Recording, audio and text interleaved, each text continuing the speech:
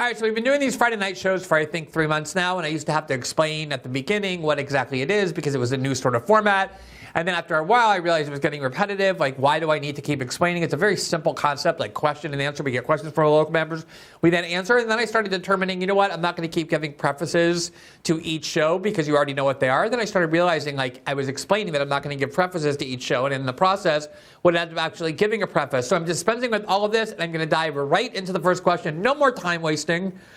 And this is from KCM71. And the question is, what is your view on the NSPM? According to someone named Ken Klippenstein, the Democrat, I'm sorry, I put that in there. It actually says, according to Ken Klippenstein, the Democratic leadership has said little, as has the mainstream media. In reading the document, it certainly appears to be something that should concern not just the left, but anyone who believes in a liberal democracy. Now, I think it's a really important question. I'm glad that this topic has been raised.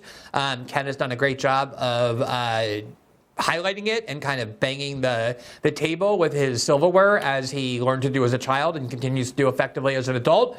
And before we get into that, I just want to allude to a scene from the 1977 film Annie Hall, which I'm far too young to have seen when it came out. I wasn't even alive when it came out, but I did go back and watch it. It's a great film. It's a very well-regarded film, and there's a scene in there that is very relevant to what we're about to do. So let me just show you the scene. The essential setup is that the character played by Woody Allen and Diane Keaton are waiting in a movie line, and there's somebody in front of them who's pontificating in a very pompous way on the theories of Marshall McLuhan, and it kind of starts driving the character played by Woody Allen crazy, and then this is what happens. The influence of television. Yeah, now, Marshall McLuhan deals with it in terms of it being a high intensity. You understand? A hot medium. What I wouldn't give for a large sock with horse manure in it. Which he uses essentially what do you do when you get stuck on a movie line with a guy like this behind you? Wait a minute. Why can't I just give my maddening. opinion? It's a free country. He can give you. Do you have to give it so loud? I mean, aren't you ashamed to pontificate like that? And the funny part of it is, Marshall McLuhan, you don't know anything about Marshall McLuhan's work. Really? I happen to teach a class at Columbia called TV, Media, and Culture. So I think that my insights into Mr. McLuhan, well, have a great deal of validity. Oh, do you? Yeah. Well, that's funny because I happen to have Mr. McLuhan right here. So yeah, just let me come over here a second. Oh, I heard what you're saying. You know nothing of my work. You mean my whole fallacy is wrong. How you ever got to teach a course in anything is totally amazing. Boy, if life were only like this. You know, life actually can be like this, and tonight it is because the first question, we had several questions actually about Ken Klippenstein's very kind of relentless banging on the table about this executive order that does seem to be very disturbing. And it just so happens that I have with me tonight as I wouldn't say special guest, like moderately special guest, the independent journalist Ken Klippenstein. Ken, hello. I admitted already we're not live, so I will say good evening just because it's a Friday night show, but really good afternoon. How are you?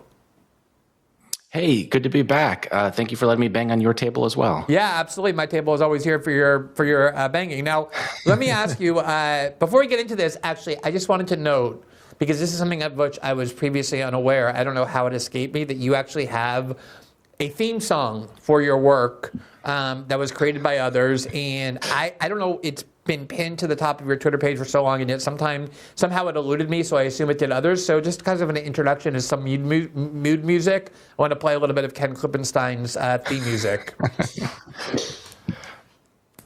This fucking leaked NYPD memo that Memo mentioned briefly. Yes, according to journalist Ken Klippenstein, he obtained a report Hold on. Ken Klippenstein. That's an ill rap name. Hold on. Yo, Big K Clip. Yo. Pow, K Clip, nigga, what's up? Yo. That's a fire name. Ran up on him in the street. Couldn't reach his clip in time. I had to leak it to the press. Like my name was Klippenstein. All right, there it is.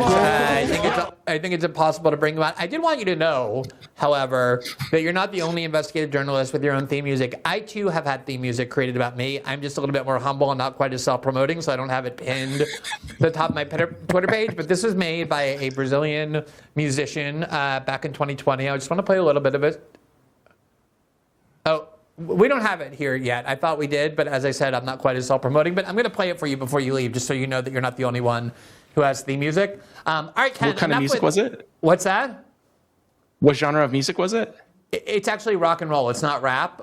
So you may think like you're a little cooler in that regard, but I mean this is hardcore rock, and it wasn't like extemporaneously done. It was like a prepared song as well. So a lot more work went into it than went into yours. But I like yours as well. Anyway, let's get into this document that I am so glad you have highlighted in the way you have, because it is incredibly disturbing. And, it's interesting that kind of I remember during the War on Terror, when I first started doing journalism, and in large part because of that reason, oftentimes there were so many different assaults at the same time on core civil liberties in ways that had been previously unthinkable, that even though I was working all day every day, which I really was, to try and keep up with and inform people about all the different assaults, there were just too many of them, and some just kind of slipped through the cracks, even though they deserved massive amounts of attention. I feel the same way with regard to what's happening with the Trump administration on so many different fronts. So before we get into a few of the aspects of it, just tell us about what this document is and why you're so concerned about it. Yeah, so NSPM 7 stands for National Security Presidential Memorandum 7. The 7 refers to the fact that it's only the 7th of its kind. Something that's frustrated me has been, to the extent that media has paid any attention to this memorandum at all, it has misreported and mischaracterized it as an executive order, which it's not. And I think that's part of the reason that it's not getting attention, is that it's seen as one of, Trump's over 200 executive orders. And when you look at the EOs, many of them are kind of, day-to-day operations, maybe symbolic, not as significant as a presidential memorandum. In the case of presidential memoranda, they're often classified. NSPM 6 is. And this is kind of the point of one of these sorts of orders, is like a big picture strategic articulation to the entirety of federal government and the national security state. This is what we're going to be focused on for the next 3 years. And so what it tells the government to focus on is essentially counterterrorism as defined by a set of indicators that it includes. And I was alarmed by how broad these indicators are, the indicators that they list, because remember, when you're adopting a counterterrorism approach, one of the problematic aspects of that is that you need to preempt crime rather than ordinary crime fighting, where you have found a crime and then you collect evidence to try to make the case that this person committed that crime. In counterterrorism, you are engaging in pre-crime. And this is not unique to the Trump administration. This goes all the way back to at least 9/11 in terms of the government giving primacy to this approach to crime fighting. And so when you preempt things, well, how do you prosecute a crime that hasn't happened yet? Well, you've got to look at what are going to be portents or predictors of what's going to happen, and that's where these indicators come in. And so they list like a dozen indicators, just to give you several examples. One was anti-Christianity. Another one was anti-traditional family values. Another one was anti-government. It's like, this has got to describe millions of people. Anti-Americanism, like extremism on gender views, like basically the whole panoply of ideological opinions the Trump administration regards as most anathema to its agenda. Yeah, exactly. And, when it comes to some of them, like extremism on immigration, well, that sounds pretty qualitative. Like, I could talk to two different people who would probably point at each other and say, oh, that guy's an extremist on immigration. So it's like, even just internally, I don't understand how they're going to. So the reason this matters is that these priorities are being expressed to federal law enforcement agencies, from the FBI to Federal Protective Service. I mean, everything you can imagine. And this basically establishes, take say the FBI, in the different field offices that exist in every state in the country. This is telling them, you're going to get promoted, you're going to get resources if you can make cases along this priority set. And so not only does this go to the FBI, but there's an already existing, since 9/11, massive system of what's called joint terrorism task forces. This number is like, I think, over 4,000 people. This is FBI agents, but also local law enforcement that have been deputized into this system. And so the Trump administration can task, or the federal government generally can task these JTTFs to go places and do things that the National Guard that's been deployed cannot. Because of posse comitatus, they are restricted in engaging in domestic law enforcement on U.S. soil. And I think a lot of the press reporting, I've said this, has been sort of sensational and overstated about the Guard deployments. That's not to say that you can't question them and that there aren't things worthy of criticism, but they're really limited in what they can do. And that's why you see them kind of ambling around, picking up trash things, because they're just really restricted by that posse comitatus. These JTTFs, the Joint Terrorism Task Forces, they're not restricted by that. So this is a much more powerful tool that the federal government has to respond to all of the indicators that we were just describing before. Ken, it's really interesting that I remember back in the day of the war on terror, as this infrastructure was being created, the idea that basically the president has unlimited power under Article 2 in order to keep Americans safe with regard to whatever he thinks that might mean. That, of course, the argument was made, and I was making it, and others were making it, and it's the same argument you make when censorship is being implemented or other types of authoritarian measures, which is, look, you may like it in this particular case, or you may be sufficiently scared by the threat being invoked, but at some point, this is going to become part of our permanent infrastructure, and it's going to be used in ways, 10 years from now, 20 years from now, by other politicians who are completely different than the one that you're envisioning will wield this power.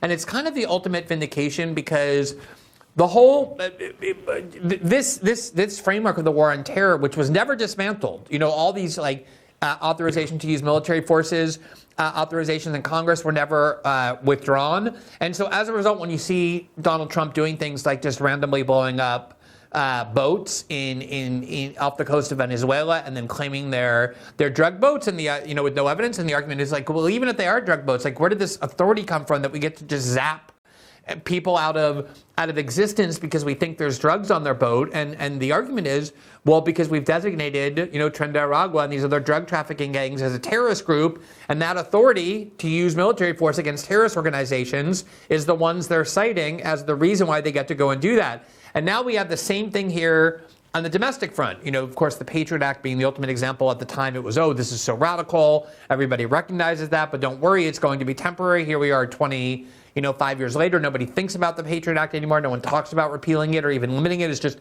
part of the framework. And so, as you said, there are restrictions on the ability for the executive branch to use the police or the military rather, for law enforcement purposes on American soil. But because of the war on terror, if they cite the need to combat terrorist organizations, then really a lot of those limits just kind of disappear, and you just use a different agency, Homeland Security or whatever, as opposed to the military. So in terms of the definition that is being used for what constitutes domestic terrorist organizations, what are the parameters for, you went through some of the indicators, but what is it that you have to do in order, under this decree, to be qualified as a domestic terrorist organization that would basically allow the FBI and all these other groups to treat you as though crimes had been committed? Well, this is another aspect that has been, I think, grievously misreported, which has been, there's been this kind of hall monitor tendency by the media to be like, oh, you can only designate foreign terrorist organizations via the State Department. You can't do that domestically. And that's narrowly true for charges. So you need to have an FTO designation to charge someone with foreign terror, engaging foreign terror. Some nexus to a foreign group, for instance.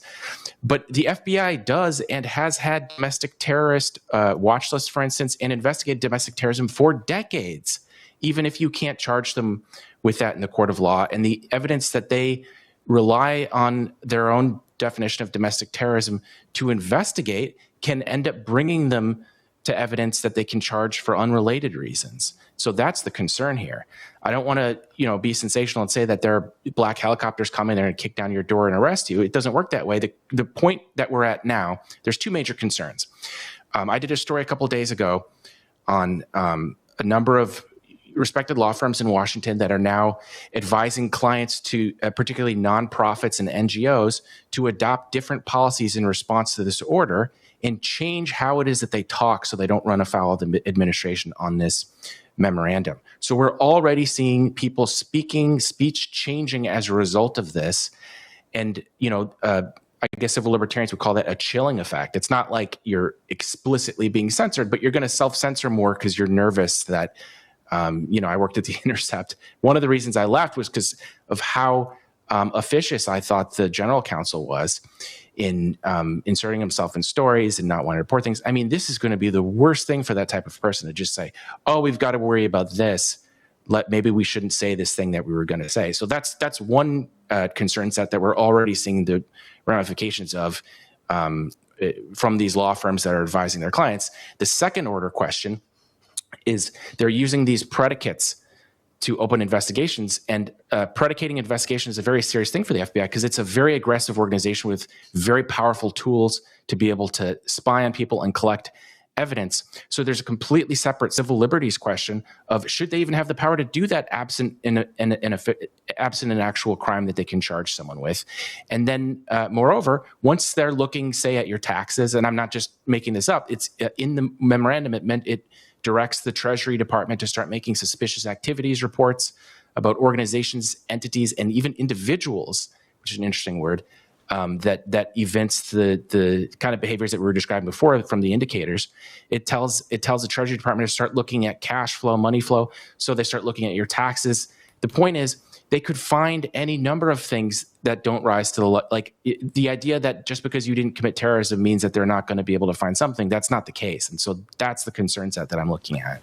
Yeah, and this is just as the last question, Ken, on this. This gets back to one of the points I've been trying to make for a long time, and it's been a kind of thankless task, which is this attempt to kind of isolate Donald Trump as this unique, aberrational figure who just emerged out of nowhere as a complete deviation from American tradition has not only driven me crazy just on factual grounds, but also in terms of minimizing all of the already extant dangers that we have embedded within our government as a result of administrations that came before him. Obviously, the Bush and Cheney administration laid the groundwork for this war on terror, but also under Joe Biden, they were very intent on, for example, criminalizing the Trump movement. Even before January 6th, the FBI was saying the greatest threat to our national security is not foreign terrorist organizations, it's domestic extremism. There were attempts to try and put people who were associated with January 6th on things like the no-fly list. And then, ultimately the student protests that erupted on college campuses became something that the Biden administration saw as this grave threat that needed to be investigated as a coordinated terrorist organization. And when you start building that mindset of the domestic threat within, that's what then just sort of lets any new president, including Donald Trump, to then start extending it to places it hadn't previously gone, but not because he's a deviation from tradition, but just an extension of it. And one of the questions I wanted to ask you is, it's really interesting. If you go back and look at 9/11, most people responded to 9/11 as understandably so, as this kind of like, wow, this came out of nowhere. This is really horrifying. We have to go and now crush the people who did this and anyone associated with it. That was something that, as someone not really paying a lot of attention to journalism and politics, I kind of had as my reaction as well. It's like a gut reaction. I'm living in Manhattan. It just seems like this, incredibly cataclysmic attack, and you're angry about it and you want vengeance for it. And then there were people who have been around a lot longer, who had been paying attention a lot longer, like Noam Chomsky, who, on September 12th said every authoritarian measure that governments have ever wanted to implement are now going to be implemented in its name. That's going to be essentially the main effect, is it's going to erode whatever freedoms we had, because the emotions that were provoked by it will now get exploited. I felt very similar to the assassination of Charlie Kirk, especially because of the very brutal way that not just that it happened, but that we watched it happen. I mean, just the graphic nature of all those videos made it very clear it was going to produce a kind of emotion, and immediately there was going to be an attempt to sweep in and exploit those emotions. And I think you saw a lot of Trump officials almost instantaneously saying, this demonstrates that we have to crack down not on the specific people who did this or people who participated in it or planning similar attacks, but on the ideology that motivated it. And the ideology was defined basically as kind of a left-wing ideology. There were even people blaming liberals or the Democratic Party. And it laid the foundation for what became this rhetorical framework for saying, okay, we're going to now start using law enforcement against these broad swaths of political groups that are opposed to Donald Trump and his agenda and his ideology in a way that is something we're not accustomed to happening in the United States. Do you think that a lot of this is an outgrowth of the way Charlie Kirk's assassination has unfolded and the emotions have been exploited surrounding it? Absolutely. That's an important point. I've tried to stress that the gruesome nature of Kirk's murder, I mean, it's the kind of thing you can't get out of your head. And unfortunately, I was exposed to just scrolling Twitter, is something that was like a 9/11 type event for the Trump administration. That's been one of the most interesting parts of reporting on this, was seeing the humanity in, as was described to me by third parties familiar with them. They understandably have an emotional reaction to that. So that's certainly part of this, just like anybody would if their friend was not only killed, but in, a really grotesque fashion, and in a way that was kind of this weird, hyper mediated thing that everyone saw instantly. But so that's absolutely true. But at the same time, your earlier point is also true, that the national security state runs on a sort of autopilot that almost doesn't matter who's in the White House. I did a story on the run up to the designation of these cartels as a foreign terrorist organization, and found that actually the Biden administration had laid a lot of the groundwork for that, making moves towards sanctioning them via Treasury. And there was a different type of designation that they gave them. I can't remember the exact term. But the point is that, there are both human actors who reside in the White House, and they tend to receive the most attention because just, I don't know if it's like media loves drama and just faces and personalities, but the bureaucracy receives a lot less attention. And that's what's really troubling here, because the moment we find ourselves in, what's called the global war on terror, GWOT, as government people often call it, has drawn to a close. It's not that we're not fighting ISIS and Al-Qaeda at all anymore. We still are, but it's not the overarching strategic focus of the federal government. So that apparatus, as you say, still exists, and they're in search of a mission. And my concern now is that the mission they have settled on, not just with Trump, but you mentioned January 6th and the ridiculous characterization of anything more than a small number of people as like some kind of militant coup that posed a serious threat to the federal government. That's happening again now with basically the same rubric, but the names are swapped out. Now it's the left.